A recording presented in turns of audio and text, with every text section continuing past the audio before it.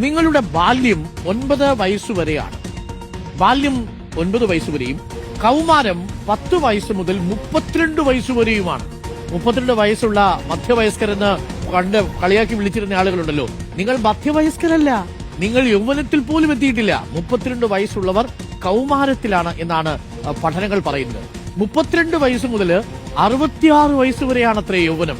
ഇത് കേട്ടുകൊണ്ടിരിക്കുന്ന പ്രിയപ്പെട്ട 40, 50, 60 വയസ്സ് പിന്നിട്ട വയസ്സിൽ നിന്നും കിളവിയെന്നും ഒക്കെ വിളിച്ചു പറഞ്ഞിരിക്കുന്നവരോട് പറയുക, കേംബ്രിഡ്ജ് സർവകലാശാലയിലെ പഠനം വന്നിരിക്കുന്നു. 66 വയസ്സ് വരെ നിങ്ങൾ യുവാവാണ് എന്നുള്ളതാണ്. 66 വയസ്സ് കഴിഞ്ഞാലും യുവാക്കളായ ചിലർ നമ്മുടെ നാട്ടിലുണ്ട് കേട്ടോ. 66 വയസ്സ് മുതൽ 83 വരെയാണ് വാർദ്ധക്യകാലത്തിന്റെ ആദ്യഘട്ടം. യഥാർത്ഥത്തിൽ വാർദ്ധക്യം ആരംഭിക്കുന്നത് 83 മുതൽ അങ്ങോട്ടാണ് എന്നാണ് കേംബ്രിഡ്ജ് സർവകലാശാലയിലെ പഠനത്തിൽ പറയുന്നത്.